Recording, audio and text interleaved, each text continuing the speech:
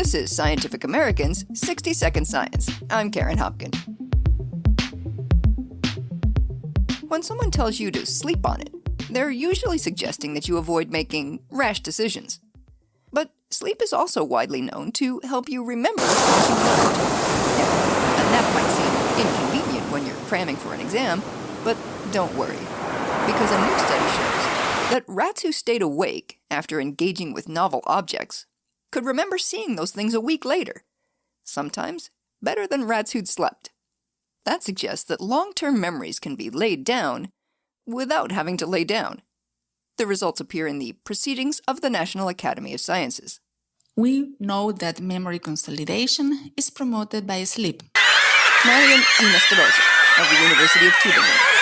She says that decades of studies have shown that sleep helps to transform, or consolidate, recent experiences into lasting memories. However, there is also evidence for consolidation into long-term memory during wakefulness. And against this background, we became interested in the question whether sleep is the only condition, is a critical condition for the formation of long-term memories.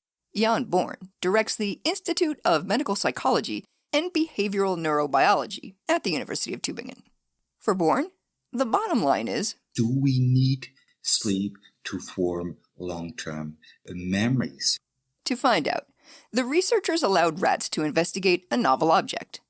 The animals were then moved to a resting cage, where some were allowed to snooze, while others were gently kept awake. And we do that by very gentle knocking the cage where the animal is placed, or by taking very carefully the cage where the animal is located. 1 week later, the rats are returned to the testing cage and presented with the object they'd encountered previously, as well as one they'd never seen before. Now, if the rats remember the original item, they should spend less time nosing around it than they do sniffing the new thing. And it turns out that's the case for both rats that rested and those that pulled all-nighters, or all-afternooners. So, in this test, all the rats remembered the objects.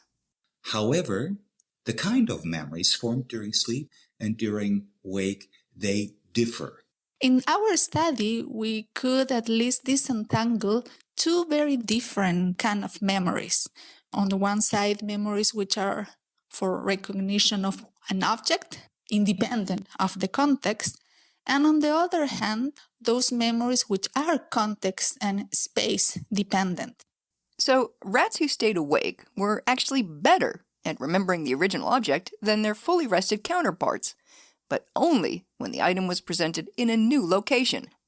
Rats who'd gotten some shut-eye after their initial study sesh seemed thrown by the change in venue, and they showed no signs of recognizing the familiar objects when they appeared out of context.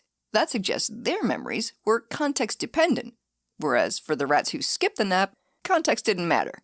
In life, of course, wake is always followed by sleep. So Born says the two paths to memory consolidation most likely complement each other, with sleep putting waking memories in their proper place. So the wake state may, for example, serve to enhance the different events experienced during the wake phase, keep it in your memory until you go into the sleep phase, and the sleep phase puts these objects, these events into the right context, and in this way enhances a full-blown episodic memory. Now, as to whether you might want to avoid those I wouldn't recommend this. Of course, rats aren't people, and people aren't rats, so it's not really a fair question. I think it is a little too early to infer, based on our results, what students should do to be optimally prepared for an exam. Nevertheless, Born does come down on the side of sleep.